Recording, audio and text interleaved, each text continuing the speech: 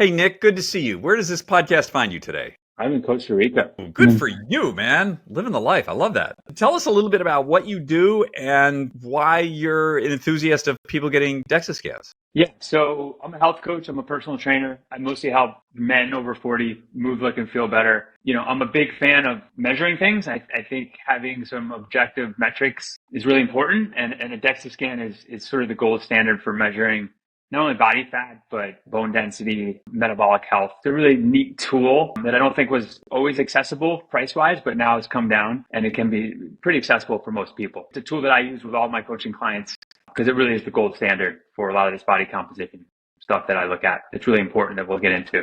I've had them twice. I had one 2 years ago and I had one a couple of weeks ago. And so in the course of the conversation here, I'm just going to tell you all of my details here, they are where they are. What exactly is a DEXA scan? I know I just sort of laid on this flat thing and there was this scanner went over me for like 3 minutes. What's going on there? Yeah, I mean, the simplest way to put it is it's basically it's an X-ray. So it's technically a dual energy, if you want to get technical, dual energy X-ray absorptiometry. So it's basically just measuring your bone density. And then it's also giving you your body fat percentage and the amount of muscle mass, which then you can actually, which is really interesting, which we'll talk, but essentially it's historically been used for bone density. So it's giving you a snapshot in terms of what's going on with the density of your bone, which is really important. It's a form of X-ray. Is there a lot of radiation involved in these? Yeah, it's a good question, and I get that a lot. I think that there is not.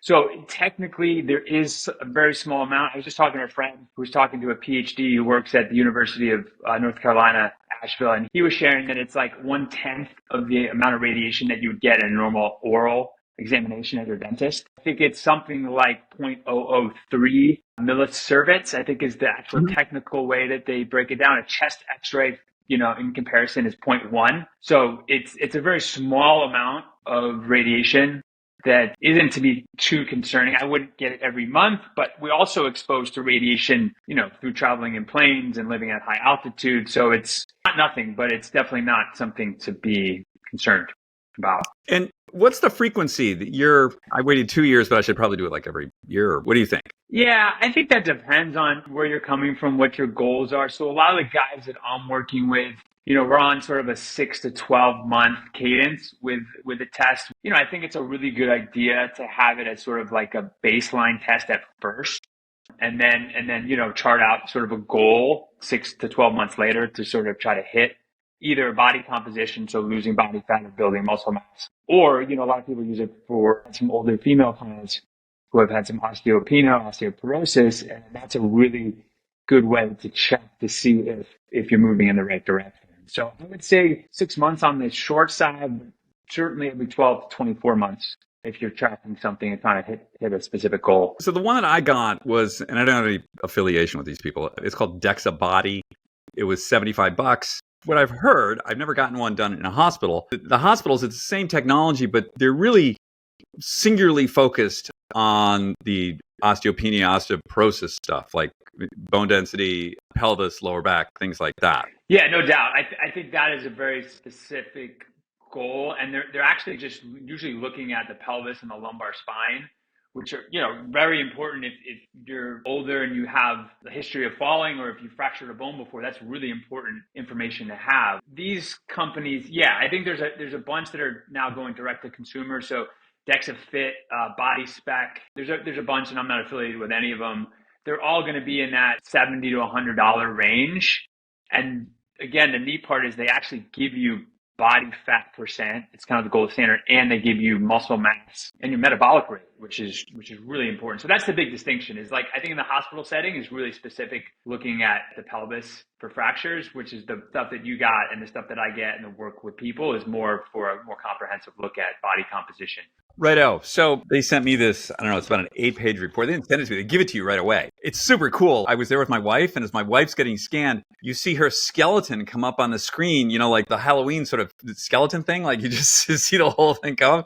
And then the technician just hits a button and it spits out this huge report. And so the one that I have in my hand here, it's a comparative report, which is kind of interesting. So they'll show you, where you were and where you're at. So I had my last scan in 2022, and I weighed 170.6 pounds. This time I weigh 173 pounds. So I'm up 2.4. So my total body fat went from 12.3% to 14.1%. So I'm more fat now, which I attribute to my knee not working all that well. And I can't really, or I haven't been able to the last 6 months work out the way I used to. But I'm in the 61 to 70-year-old group, and the average is 30, and the 10th percentile is 23.5. So I guess I'm okay. Yeah, I mean, I would reframe it that you're less lean, right? I mean, you're in a very healthy range, and I think it's an important distinction to make between like what's healthy and what's normal, because it's certainly looking around the general, you're going to be, in the top probably 2% for your age bracket. And what was the top 10%? 23.5. Yeah. Yeah. So I'm in the top 10% for a 16 to 20-year-old male. It's the only thing about me that's other than my emotional fitness. I would say you probably got some solid push-up game and pull-up game that could probably compete with those guys. I mean, yeah, like just for comparison, I am 44. The last one I got, I was about 14% body fat at 185 pounds. And so for me, I would still be in kind of that top 10%. I think there's, from a health perspective, you certainly want to be under, I would say for a male, for sure 20, probably closer to 16, and for a woman, probably, 25% or below. And we can talk through why that's important, but yeah, a lot of it is just kind of a proxy for metabolic health. You're a little less lean, but I think you're well in that healthy range for sure. I got a good gym game. What can I say? I want to stay on this topic of fat because essentially, I'm not a doctor, I'm not a scientist, but my understanding is there are basically two groupings of fat, of white fat. There's brown fat, which is a tiny little thing, but we're going to just talk about white fat. There's subcutaneous. So that's like the fat that's under your skin that most people register as like, I'm fat or I'm not fat. There's another kind of fat called visceral fat. And visceral fat is inside your trunk around your organs. And they're quite different. You want to give us some thoughts on that? Yeah, 100%. I think you nailed it. I think that's a really important distinction. So visceral fat, generally around the abdominal, even if you don't even get a body fat test, a lot of times you can just take a waist circumference measurement at your belly button. And that can actually, there's a couple calculations online that give you sort of a proxy for your visceral fat. And that's the stuff that's in and around your organs. And that's really inflammatory. And that's really problematic. The subcutaneous fat is the stuff that's kind of in between muscle. It's the jiggly stuff that's soft, that isn't maybe as sightly or doesn't look as nice, but that's pretty innocuous. I think the big idea here is that we all have a personal fat threshold. And once we exceed that personal fat threshold, we start to store it in that visceral fat storage. So that can be problematic. So it really depends on your genetics. That's why some people might appear to be skinny, but they might have a lot of visceral fat, and other people can maybe appear a little bit fatter, but it's mostly subcutaneous, so it's not as harmful. So that's really, to me, one of the most powerful elements of the DEXA is that it gives you that visceral to subcutaneous breakdown, which is, again, really important because that visceral fat, I think the clear example, have you ever seen one of those like tight as a drum bellies on men? And it looks like they have, like generally a beer belly kind of thing, but that is all the fat in between organs and tissues, and that's really, really problematic. So that's the stuff you want to avoid. Yeah. Highly inflammatory. And I think it's an interesting thing. You'll see people who, are genetically predisposed. So oftentimes Asian folks. So very low subcutaneous fat, but they may be storing all this excess energy and fat around their organs. And I'm going to tell you, my visceral fat has gone from 1.2 pounds to 1.56 pounds. I'm going to out my wife here. So my wife has this idea that she's like this small fat person. Her visceral fat is 0.2. She basically doesn't have any, doesn't exist. So I have 1.56 pounds of fat around my organs. Good or bad? Still fine. I mean, yeah. I mean, I don't know there's probably some cutoff where they put you in a certain range. I would presume that on that readout, you're still in the ideal range, correct? Yes. There's something called an android to gynoid ratio, assess potential risks. So the ideal AG ratio is less than 1. Mine is 1.25. So I guess I got to get. Yeah, there's probably something there. So that just refers to kind of, and again, this is a genetic thing where you store your fat. So some people are, the typical apple versus pear shape. So apple being more of that abdominal, and that's when they say the android, that's the abdominal fat versus the gynoid would be more of like the pear shaped, which you hold it more in the hips and the butt. Kind of a generalization would be across genders, but females tend to have more of the gynoid and males tend to have more of the abdominal. But yeah, you want that ratio. Again, that's tied to, that's the visceral fat stuff. So you just want that ratio to be under 1, ideally probably somewhere around 0.6 to 0.8. That's actually what my readout says is under 1 and ideally 0.6 to 0.8. So that's probably a North Star people could shoot for. And then I love the granularity of these things. Yeah, I could nerd out for hours on this stuff. I know this is not for everybody, but I think it's fascinating. So one of the things, like you can tell individual limbs, so left leg, right leg, arms, stuff like that. And so the main thing that stood out on mine here is that my change in my lean tissue, my left leg essentially shrank 1.6 pounds of muscle. That's the leg I've been having the problems with. And the right one was about the same. So you can sort of track these things. Back 2 years ago, the muscle mass was basically even. My left leg and my right leg were essentially the same. And now my left leg is 1.6 pounds less. Maybe it's just interesting to me. I don't know. Are there other people interested in this, Nick? I would say about 50% of the guys I work with are tend to be sort of type A, kind of really analytical, either like a finance or engineer type guy. And they love it. It's like, wow, we can measure my right bicep versus my left bicep. And, you look at, I'm a huge tennis player and, you look at like Rafa Nadal and his left bicep, he's a lefty. It's like, I can't imagine what his DEXA would be, but it's got to be at least like 2 inches bigger than his right bicep. He's been using that thing as a weapon for 35 years. So like, there's some kind of nerdy performance stuff you can get into, but I do think it's important, especially like, okay, you've had an injury, you've had a knee injury. This is a really powerful tool to say, is my training doing what it's designed to do? How much muscle mass have I lost? Because there's no doubt when you have a knee injury, like your body, you're going to lose some muscle mass there in that quad, especially the hamstring, the glute, which are the major, biggest muscles in the body.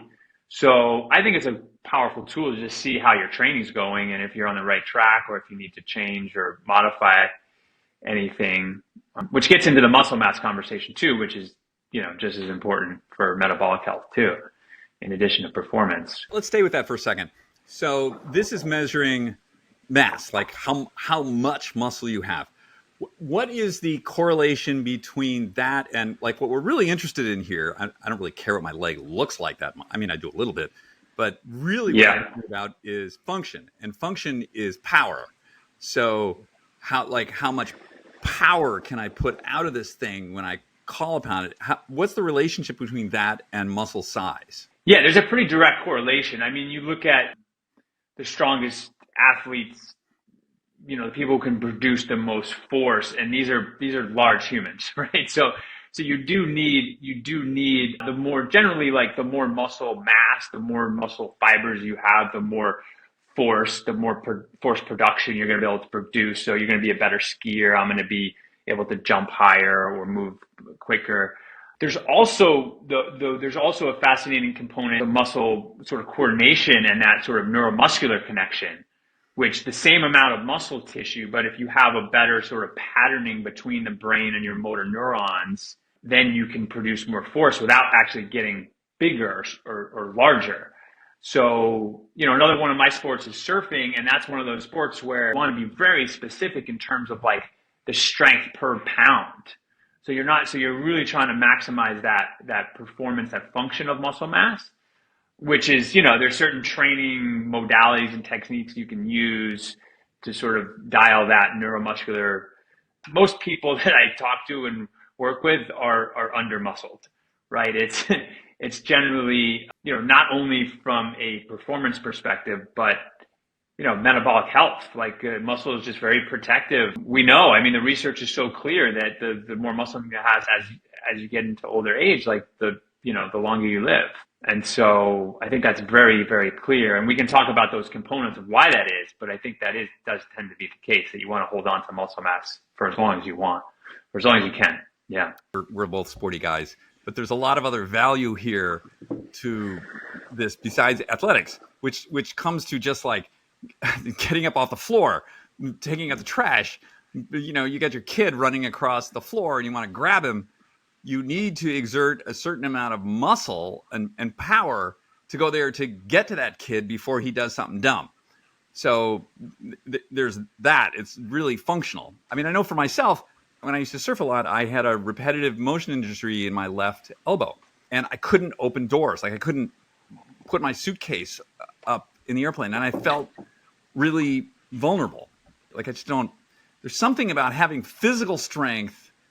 I don't think always. I think there are a lot of like emotionally vulnerable, strong people out there. But for myself, I feel emotionally stronger when I'm physically stronger. I feel less vulnerable, I guess. Yeah, I mean, I think no doubt you are. I think, to me, regardless of even if you never want to play any sports, I just think the functionality of day-to-day living, I think the more muscle mass you have, just it's almost like the less risk you have. I mean, the world is pretty chaotic, right? I mean, and so I think you have muscle mass that kind of is very protective. It gives you an advantage, no doubt. Let's also talk about one of the other things about having muscle is that it acts as a glucose sink. So the more muscle you got, essentially, if you get a glucose load in your blood, so you've like eaten something, maybe you ate something dumb, you ate that Twinkie, you shouldn't have done it. Okay, but if you've got a lot of muscle, how does that impact the glucose load? Yeah, I mean, it's really simple. It's just you're just more insulin sensitive, which is a good thing. So you'll uptake that sugar. I mean, we're simplifying things a little bit, but essentially, just like you said, you have a bigger. I love that analogy of a sink. So you can consume a higher carbohydrate meal. You can get away with a looser diet and not have that sort of those calories spill over into fat tissue. And so where you store carbohydrates is in muscle. It's in your liver, and then it's also in muscle. So when you have, that's called glycogen. So the more sort of room you have, the more glycogen you have in your muscle mass, when you work out, you're depleting that. And so that sugar is going to be replenished into those cells. So, you take two people, same exact body weight, but someone is, 12% body fat and with some muscle mass, and someone else is 30% body fat.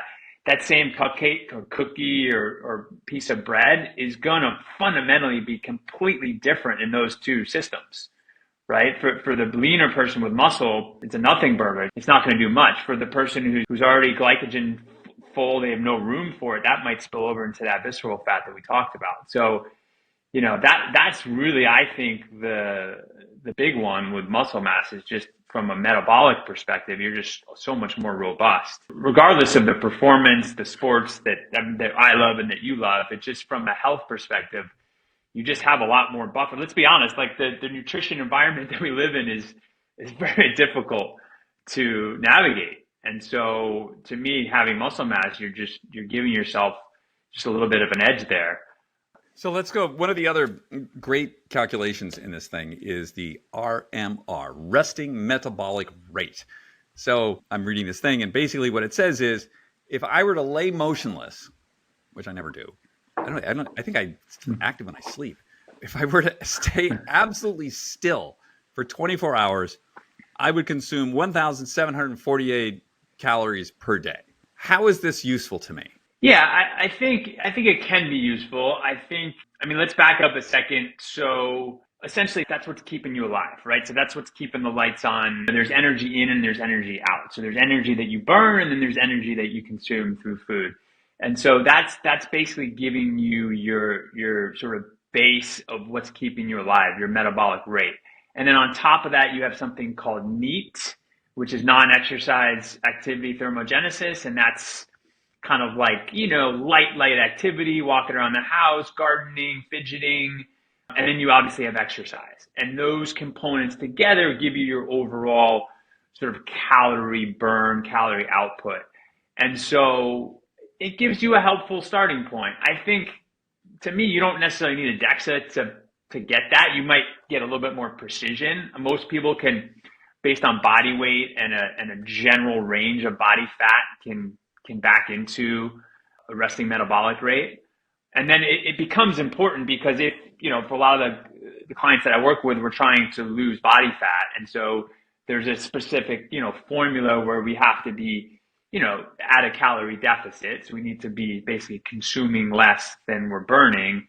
And so that's where that number you can get a little bit more precise if you have a specific RMR. But I think it's important to note that, a lot of these wearables, I have a Garmin, the Apple Watch, they're going to give you an approximation. They're also going to give you an approximation of the amount of calories you burn, which is not very accurate, right? It's been shown, I think, up to 20, you might even know better than I, 20, 30, 50% inaccuracies with some of these calorie estimations as far as, how many calories you're burning working out. So all that's to say, I think it's a helpful starting point, but I don't think it's necessary. It's nice to have, but it essentially gives you your metabolic rate of what's keeping you alive. That's the short answer. Yeah. Off-topic question. Something that really puzzles me: losing body fat while gaining muscle, and you're not taking steroids. How does that happen? Yeah, not easily, I think, is the short answer. It can be done. There's that fascinating book, perhaps, I think, James Nestor a few years ago. A lot of the body fat that you lose is actually through exhalation. So you're losing it through breathing. Carbon dioxide. And so essentially what's happening, that's kind of like the Goldilocks of a lot of the guys that I'm working with are trying to not necessarily lose or gain weight. They're just trying to change their body composition. And so generally you have to stay in right at sort of a calorie sort of balance. And then you have to do you have to do strength training and you have to eat, a moderate to high protein diet. And so you can do it. It's possible.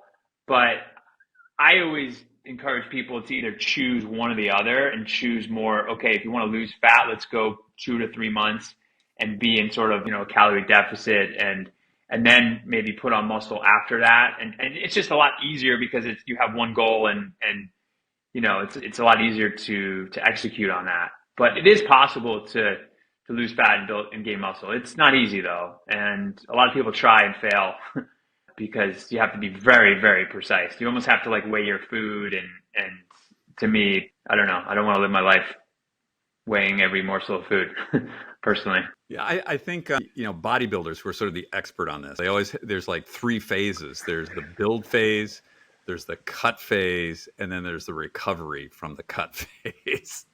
And they do exactly that. They don't do both at the same time. And I think a point there is like a lot of those people that you see who look shredded or really lean, if you look at their blood work, it is an absolute mess. They're not healthy. I had a friend who did a competition and testosterone, thyroid, all his were way down, inflammatory markers way up. Like, yeah. So, I think it's kind of a distorted reality that we have this sort of, this beauty image of what it means to be kind of lean, that doesn't mean that it's healthy, right? I think a lot of times, health is really about what's going on under the hood. And the DEXA scan is a really helpful tool to learn some of that stuff. Let's move to bone, which is what a lot of people, their doctor is like, okay, you're 60 or 65, you need to get a DEXA. And the singular measurement they're going to get is that pelvis lumbar spine density. And so let's see, my bone density combined score compares me to a 30-year-old adult of all right, I'm not 30. So my BMDT score is minus 0.5. Let's see, what does that mean? That means I'm greater than 7%. I'm greater than everybody except 7% of the population. Okay. So you're looking at, yeah, so with bone density, there's a T score and a Z score. Are you looking Yep. at T scores? Which My one? my T score is minus zero point 0.5. What is that? So Total. T score is, yeah, so T score is probably the more relevant one. That's kind of measuring, and it might say there below, that's measuring versus like a healthy younger adult. I think probably like around 30 years old. So they're kind of like benchmarking that to what a younger healthy male would have as far as bone density. So, and then it's like a standard deviation off of that. So you definitely want to be positive, essentially. And you said your score was I'm minus zero point 0.5. okay. So yeah, I think. And then what do you have a Z score on there? Because a Z score would be basically compared to My your Z score is age. 0. Okay, interesting. So yeah, the T score you and what's the range? Do they give you like a range of average or good for that T score? Because I would think For that that's probably my T score, let's see. So minus 1 and above is normal. Minus 1 to yep. minus 2.5 is osteopenia. So I'm in the minus 1 and above. So I'm normal. My Z score of 0 compares me to a person your same age. Okay, so same age. I'm greater than, let's see, minus 0. I'm between 50% and 69%.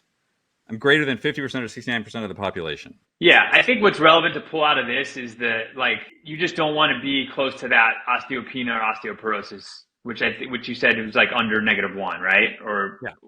Or yeah, so 2.5 or minus 2.5 or below. Yeah. for osteopenia or porosis, that's Porosis is minus 2.5 or below. Penia is minus 1 to minus 2.5.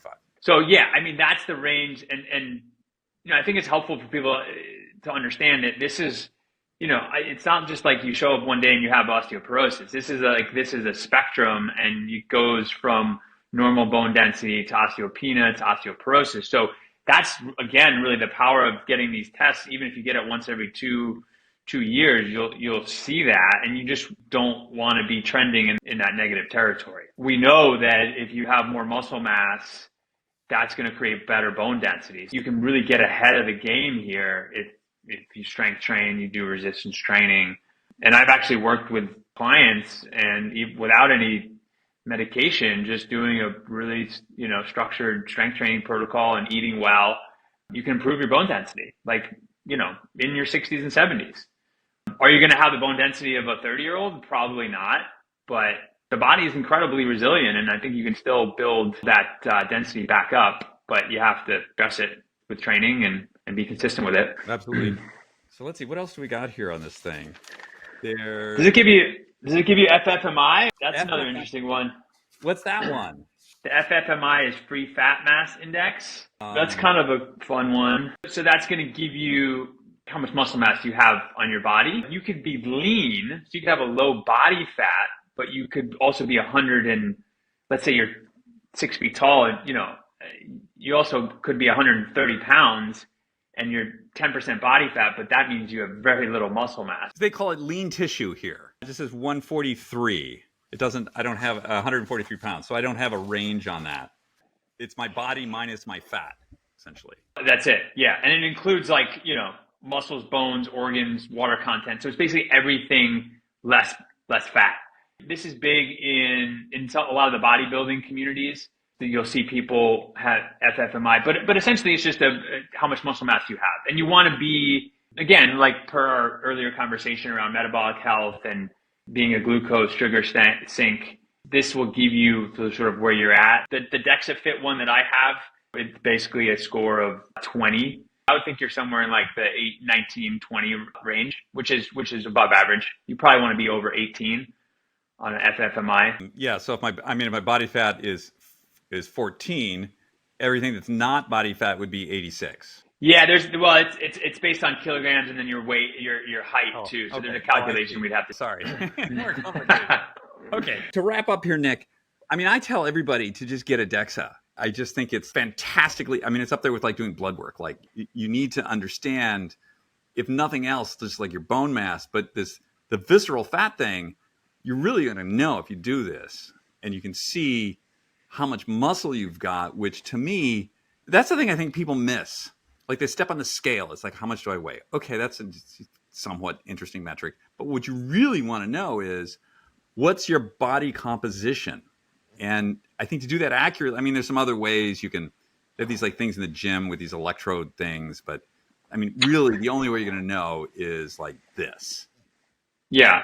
Yeah, I'm on board. I agree. I mean, yeah, to your point, I think we can touch on that for a second because I think there are other ways that you can back in to body fat. There's calipers. If you've ever been to a commercial gym and you might see a personal trainer pinching somebody's back fat or belly and fairly accurate. There's these machines like InBody is a big one, or a lot of these Withings, I think Withing scale, different types of scales have ways that they calculate body fat, but all that stuff is it's basically an algorithm. It's calculated based on sort of your water weight, and it's not accurate. So the DEXA is by far the gold standard, and the fact that it gives you left arm versus right arm, trunk versus legs, visceral fat, bone density, to me, it's just a no-brainer. Because yeah, I think it's really important to know where you stand and what those big sort of risk factors are for your health. Because otherwise, it's there's so much that you could be doing, and this sort of gives you a clear picture of what that potential weak link